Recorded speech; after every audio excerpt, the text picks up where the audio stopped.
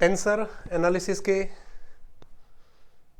इस कोर्स के अंदर अभी तक हम लास्ट लेक्चर के अंदर ये कर चुके हैं कि अगर आपको मैट्रिक ऑफ सरफेस दे रखी है तो क्रिस्टोफल सिंबल्स आप किस तरह से कैलकुलेट कर सकते हैं। ठीक है, कोई भी आपको रीमानियन ज्योमेट्री के अंदर मैट्रिक दी हुई है उसके इसमें क्रिस्टोफल सिंबल्स की कैलकुलेशन आप किस तरह से कर सकते हैं वो लास्ट लेक्चर के अंदर हमने अच्छे से डिस्कस किया है। आज के इस लेक्चर के अंदर हम दो इम्पोर्टेंट टॉपिक्स डिस्कस करने वाले हैं। पहला तो हम डिस्कस करेंगे number 1 law of transformation of Christoffel symbols.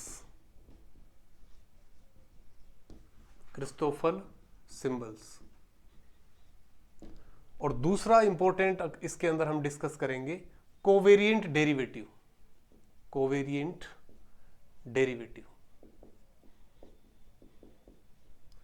तो कोवेरिएंट डेरिवेटिव काफी इंपॉर्टेंट टॉपिक है। ठीक है, और कोवेरिएंट डेरिवेटिव पर बेस्ड क्वेश्चंस, डायरेक्ट क्वेश्चंस आपसे पूछे जा सकते हैं। तो कोवेरिएंट डेरिवेटिव वाला जो टॉपिक है उसको आपको अच्छे से समझना है। Law of transformation of Christoffel symbols है, क्योंकि अब डेरिवेशन पे तो हम जान ही रहे। तो जो ट्रांसफॉर्मेशन लॉ है क्रिस्टोफल सिंबल्स के, पहला वाला जो टॉपिक है, दोनों के मैं ट्रांसफॉर्मेशन रूल लिख रहा हूं। Law of transformation of first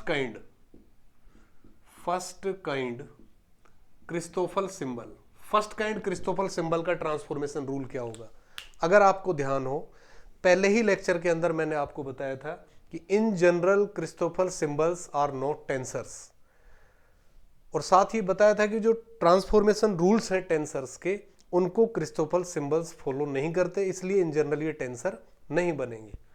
तो ट्रांसफॉर्मेशन रूल जो हम लिखेंगे क्रिस्टोफल सिंबल्स का, देखो फर्स्ट काइंड का रूल क्या होता है, ये रूल बनाते हैं LM, first kind Christoffel symbol bar equal to IJ, K।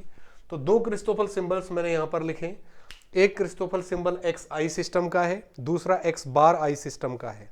ठीक है, रूल ये लिखा जाता है जब इसको अपन डिराइव करते हैं, del X I by del X bar L, del X J by del X bar M, del X K by del X bar N, और प्लस जी आई जे और डेल एक्स आई GIJ।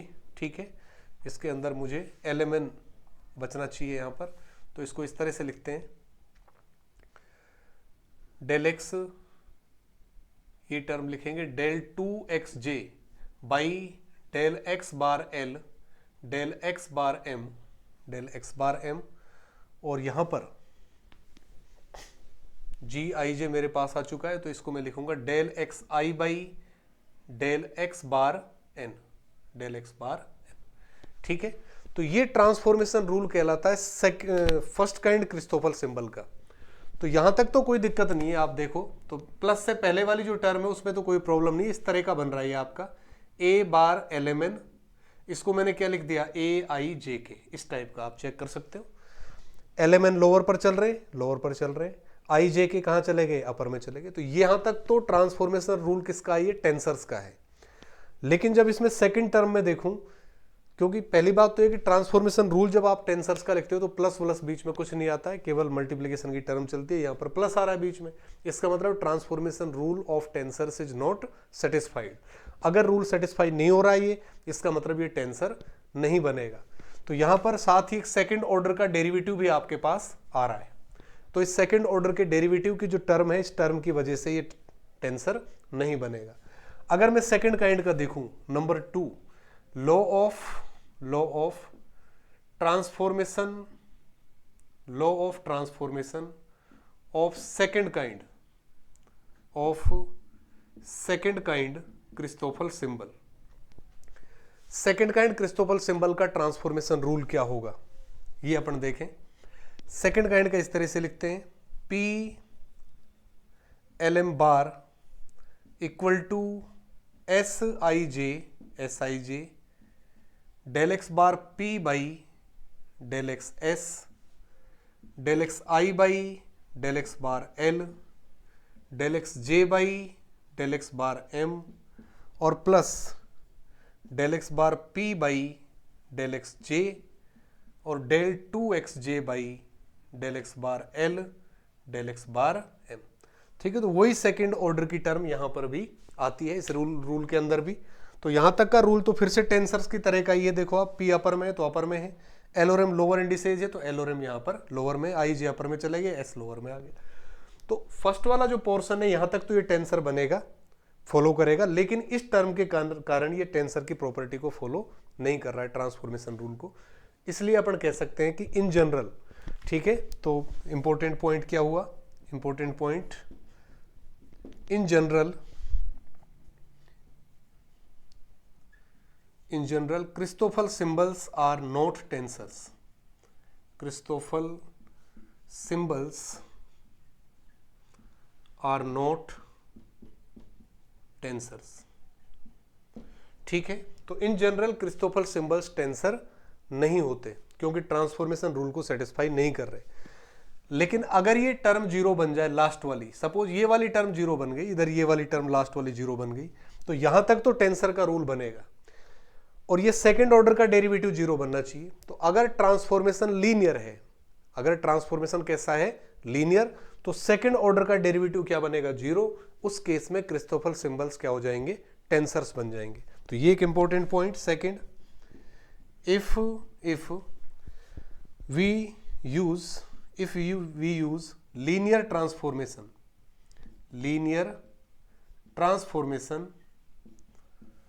then Christoffel symbols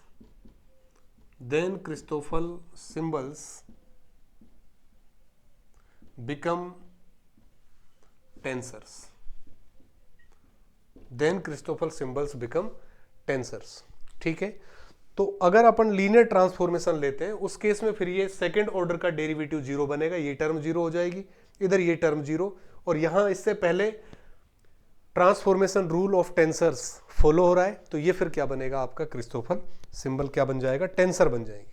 ठीक है, तो ध्यान रहे in general tensor नहीं होते, लेकिन अगर ट्रांसफॉर्मेशन लीनियर है उस केस में क्रिस्टोफल सिंबल्स क्या बन जाएंगे, टेंसर्स बन जाएंगे। तो ये तो फर्स्ट वाला आज के लेक्चर का जो पहला टॉपिक है कि ट्रांसफॉर्मेशन रूल क्रिस्टोफल सिंबल्स के क्या होते हैं। ठीक है, दूसरा जो इसका इंपॉर्टेंट टॉपिक हम करने वाले हैं वो है कोवेरिएंट डेरिवेटिव।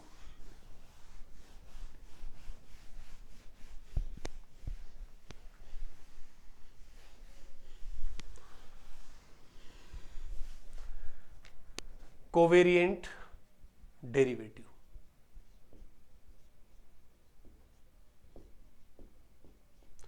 कोवेरिएंट डेरिवेटिव करेंगे। एक होता है ऑर्डिनरी डेरिवेटिव,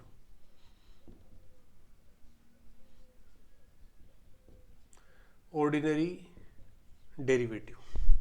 ठीक है, कोवेरिएंट डेरिवेटिव और ऑर्डिनरी डेरिवेटिव दोनों में बेसिक डिफरेंस क्या है। मैं ये कह रहा हूं कि अगर मेरे पास कोई भी टेंसर है, तब उसका डेरिवेटिव टेंसर होना कोई भी जरूरी नहीं है। अगर कोई भी टेंसर मेरे पास है तब उसका डेरिवेटिव, ऑर्डिनरी डेरिवेटिव टेंसर होना जरूरी नहीं है। कोई जरूरी नहीं है कि वो टेंसर हो। सपोज ai मेरे पास एक वेक्टर है, ai, ठीक है, ai मेरे पास कोई वेक्टर है, इसका मैं डेरिवेटिव कर रहा हूं सपोज। तो ai अगर मेरे पास कोई भी वेक्टर है तो इसका ट्रांसफॉर्मेशन रूल क्या होगा। ठीक है, ये सपोज क्या है मेरे पास, कोवेरिएंट वेक्टर। क्या है, कोवेरिएंट वेक्टर। तो इसका ट्रांसफॉर्मेशन रूल में क्या लिखूंगा, ai का इक्वल टू, बार वाले सिस्टम में मैंने a बार सपोज j कर दिया, क्या आ जाएगा, डेल एक्स आई, जे लोअर में है तो इधर डेल एक्स बार जे लोअर पार्ट पर। ये इसका ट्रांसफॉर्मेशन रूल है। क्या इसका डेरिवेटिव टेंसर होगा। अब मैं इसका डेरिवेटिव कर रहा हूं, ए बार वाला कोऑर्डिनेट है तो सपोज इसका मैंने एक्स बार के रिस्पेक्ट में मैं डेरिवेटिव कर रहा हूं, तो del A bar J by del X bar K equal to ए आई को एज इट इज लिखा और del two X I by del X bar K हो गया डेल एक्स बार जे।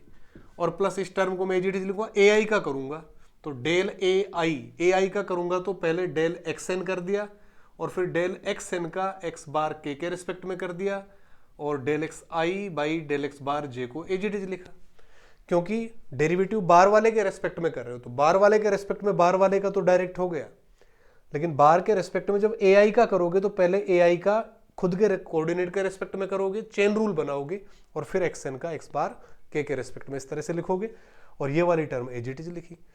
तो अब आप देखो ये डेरिवेटिव जो आया उसका ट्रांसफॉर्मेशन रूल बन रहा है, तो क्या ये टेंसर है?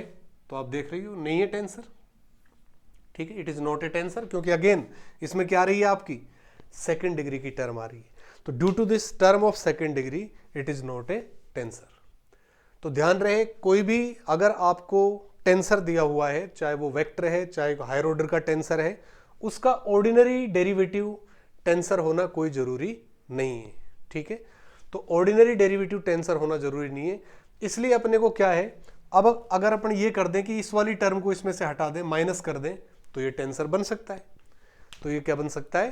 टेंसर बन सकता है। या हो सकता है किसी टर्म की रिक्वायरमेंट है तो कोई टर्म उसमें हम ऐड कर दें तो वो टेंसर बन सकता है। तो ऑर्डिनरी डेरिवेटिव टेंसर होना जरूरी नहीं है। फिर अपन क्या करते हैं, इसमें कोई टर्म ऐड करके या कोई टर्म सब्ट्रैक्ट करके टेंसर बनाते हैं। तो जब वो टेंसर बन गया तब उसे हम क्या बोलेंगे? Covariant derivative. तो ऑर्डिनरी डेरिवेटिव में कोई टर्म ऐड करके या सब्ट्रैक्ट करके टेंसर बनाते हैं, ठीक है, तब इसे हम क्या बोलते हैं? कोवेरिएंट डेरिवेटिव बोलते हैं। और अब कोवेरिएंट डेरिवेटिव को किस तरह से डिफाइन करेंगे इस पर हम आते हैं।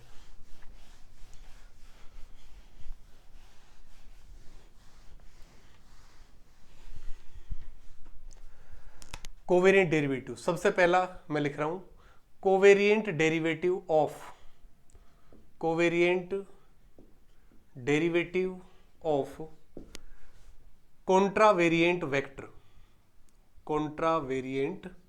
वेक्टर। सपोज ये कॉन्ट्रावेरिएंट वेक्टर आपको दे रखा है ए आई, इसका मुझे कोवेरिएंट डेरिवेटिव करना है। तो इसका कोवेरिएंट डेरिवेटिव किस तरह से डिफाइन करेंगे? सबसे पहली चीज, कोवेरिएंट डेरिवेटिव का नोटेशन क्या है? ए आई मेरे पास वेक्टर है, कोवेरिएंट डेरिवेटिव कॉमा लगाते हैं और कॉमा के लगा के कोई भी इंडेक्स लगा देते हैं। सपोज मैंने एल लगा दिया, तो कॉमा के बाद जो इंडेक्स लगाइए उसके रेस्पेक्ट में आप डेरिवेटिव कर रहे हो। और सिंस ये इंडेक्स आप लोअर या सबस्क्रिप्ट के फॉर्म में लगा रहे हो, इसलिए कोवेरिएंट इंडेक्स लगा रहे हो आप, इसलिए जो डेरिवेटिव इसको हम क्या बोलते हैं? Covariant derivative. तो ए आई कोमा एल जब मैं लिखूंगा तो इसका सबसे पहली टर्म तो आपका ऑर्डिनरी डेरिवेटिव हो गया, del A I by del X L. ये तो ऑर्डिनरी डेरिवेटिव है, सिंपल। ए आई का किसके रेस्पेक्ट में? एक्सएल के रेस्पेक्ट में। लेकिन आपको पता है ऑर्डिनरी डेरिवेटिव का टेंसर होना जरूरी नहीं है। तो जब इसको अपन डिराइव करते हैं तो फॉर्मूला इस तरह से आता है, जब कॉन्ट्रावेरिएंट इंडेक्स के लिए लिखेंगे तो प्लस आएगा, प्लस और सेकंड काइंड क्रिस्टोफल सिंबल।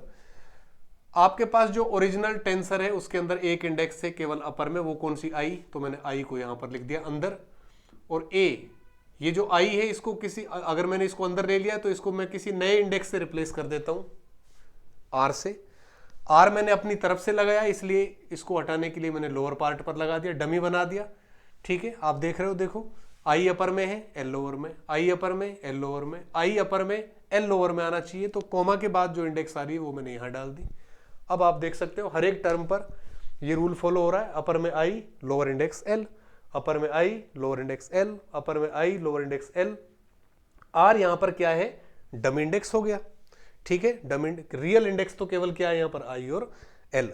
तो ये रूल क्या कहलाता है?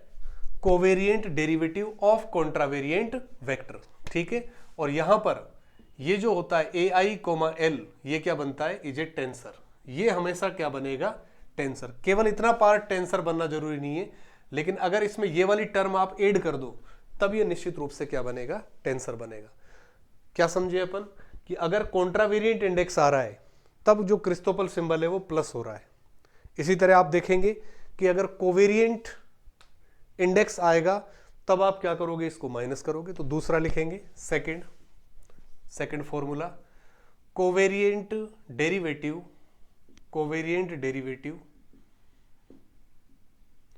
Of covariant vector, covariant vector, और ये मैंने ले लिया ए आई। तो कोवेरिएंट वेक्टर का कोवेरिएंट डेरिवेटिव अगर करें तो क्या होगा, इस तरह से कर दिया मैंने। ए आई तो मेरे पास है, इसका डेरिवेटिव कर रहा हूं तो कोमा लगाकर मैंने सपोज ये एल लगा दिया।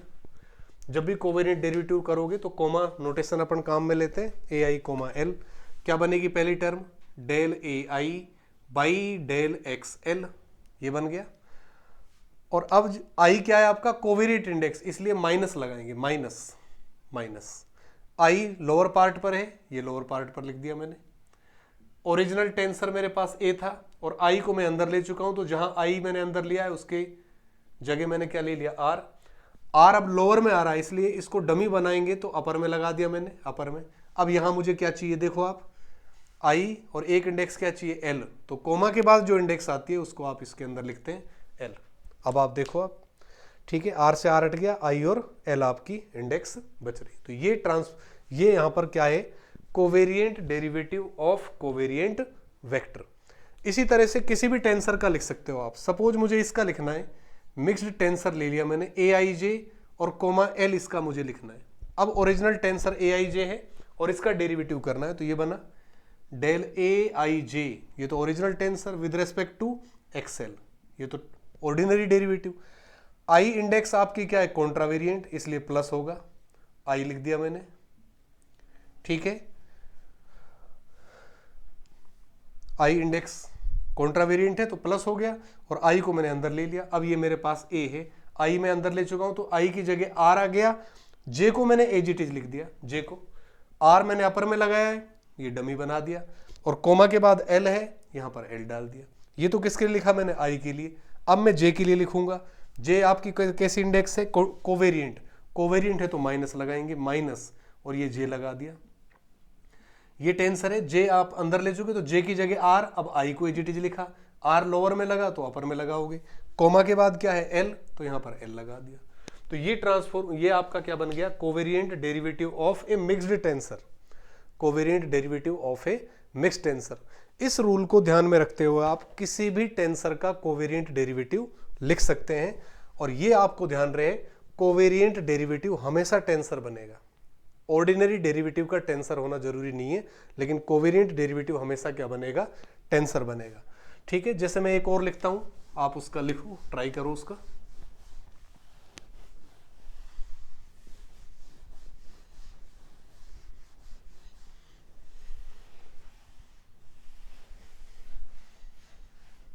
सपोज आपसे ये कहा जाए कि इसका रूल क्या होगा, ए आई जे के मैंने लिख दिया और एम लिख दिया यहां पर, और एन लिख दिया, और कोमा मैंने एल्फा लगा दिया, एल्फा। आपसे कहा जाए इसका रूल बताओ क्या होगा। तो सबसे पहला, ठीक है, तो ये पूरा आपका टेंसर है, ओरिजिनल टेंसर। ये इसका एल्फा के रेस्पेक्ट में डेरिवेटिव करना है। तो पहली टर्म तो डेल ए आई जे के और ये M N with respect to alpha. ये तो पहली टर्म तो आपका ऑर्डिनरी डेरिवेटिव आ गया। अब आप आई के लिए लिखोगे तो प्लस, आई के लिए लिख रहा हूं मैं, तो आई को मैंने अंदर ले लिया, और इस टेंसर में आई की जगह मैंने आर लिखा, बाकी इंडेक्स एज इट इज, जे के आ गया और इधर एम एन आ गया। आर अपर में लगाया तो लोअर में लगा दिया, कोमा के बाद एल्फा है तो ये एल्फा लगा दिया। एक क्रिस्टो, जितने इंडेक्स हैं उतने ही क्रिस्टोफल सिंबल लगने हैं। अब मैं जे के लिए लिखूंगा प्लस, क्योंकि कॉन्ट्रावेरिएंट इंडेक्स है तो प्लस लगाएंगे, प्लस।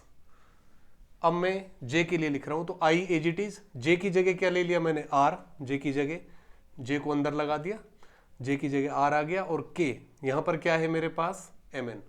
आर अपर में लगा है तो लोअर में, कोमा के बाद क्या है, एल्फा।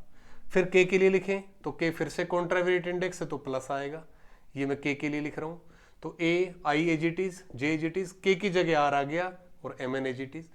अब आर अपर में लगाया है तो लोअर में लगाएंगे, कोमा के बाद क्या है, एल्फा है, ठीक है। ये तीनों इंडेक्स हो गई अपर वाली। अब लोअर वाले इंडेक्स के लिखेंगे तो माइनस क्रिस्टोफल सिंबल लगाएंगे एम के लिए, एम मैंने लोअर पर ये ले लिया, और ए एम की जगह क्या लिखेंगे, आर, बाकी as it is I J K. R lower में आया है तो अपर में लगाओगे, कोमा के बाद क्या है, एल्फा। फिर आप एन के लिए लिखोगे तो एन क्या है, कोवेरिएंट, तो माइनस आ गया एन, और क्या है यहां पर, ए आई जे के तो एज इट इज आ गए, M as it is, N की जगह क्या आ गया, आर, तो आर अपर में चला गया, कोमा के बाद क्या है आपका एल्फा। तो ये रूल हो गया। कोई भी टेंसर आपको दिया जाए या कोई भी आपको टेंसर दे रखा है और उसका कोवेरिएंट डेरिवेटिव आपसे लिखवा रहा है, तो आप इस तरह से रूल लिख सकते हैं। ध्यान रहे, कॉन्ट्रावेरिएंट इंडेक्स जब भी आप ले रहे हो उसके रेस्पेक्ट में प्लस में चलेगा क्रिस्टोफल सिंबल, कोवेरिएंट इंडेक्स है तो उसके रेस्पेक्ट में क्रिस्टोफल सिंबल माइनस में चलेगा। हर एक स्टेप पर ये चीज फॉलो होगी। अपर में आई जे के होंगे, लोअर में एम एन अल्फा आपको दिखाई देंगे। देखो अगर पहली टर्म देखें आई जे के अपर में है, लोअर पार्ट पर अल्फा। इसमें देखो आर तो डमी हो गया, आर तो डमी है, अपर में आई जे के बचा, नीचे एम एन और अल्फा बचे। हर एक टर्म पर ये रूल फॉलो होना चाहिए, ये आप क्रॉस चेक कर सकते हो। ठीक है, तो ये ट्रांसफॉर्मेशन लॉ है किसका, कोवेरिएंट डेरिवेटिव है किसका, टेंसर्स का।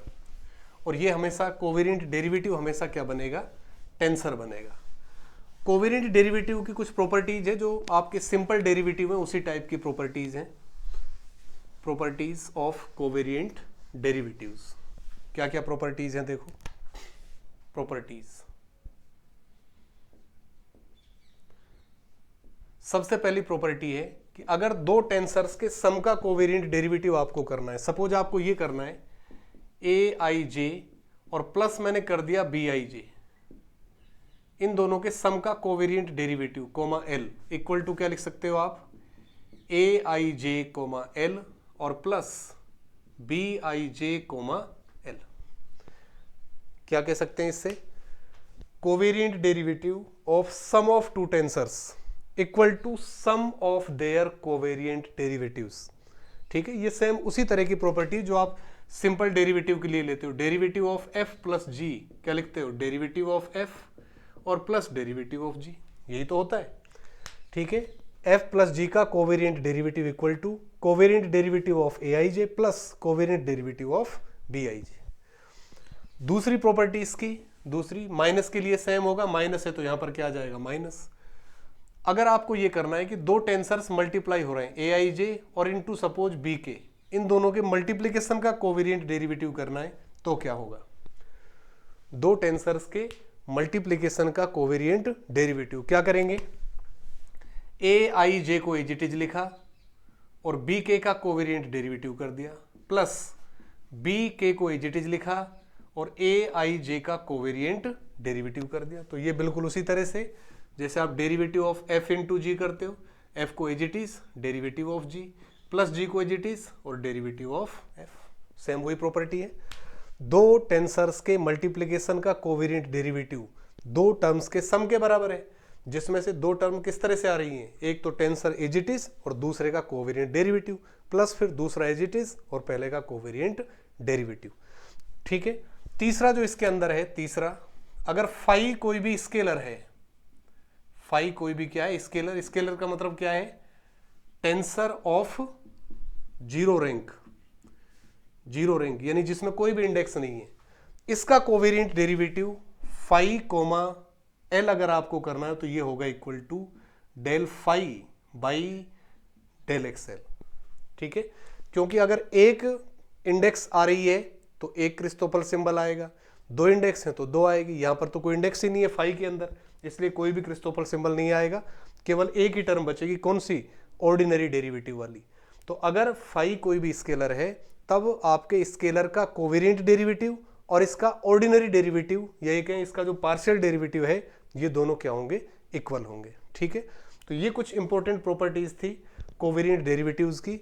अब जो नेक्स्ट लेक्चर है हमारा इसके अंदर, उसके अंदर हम करेंगे कुछ एप्लीकेशंस ऑफ कोवेरिएंट डेरिवेटिव, जिन पर बेस्ड क्वेश्चंस आपके एग्जाम में पूछे जाते हैं।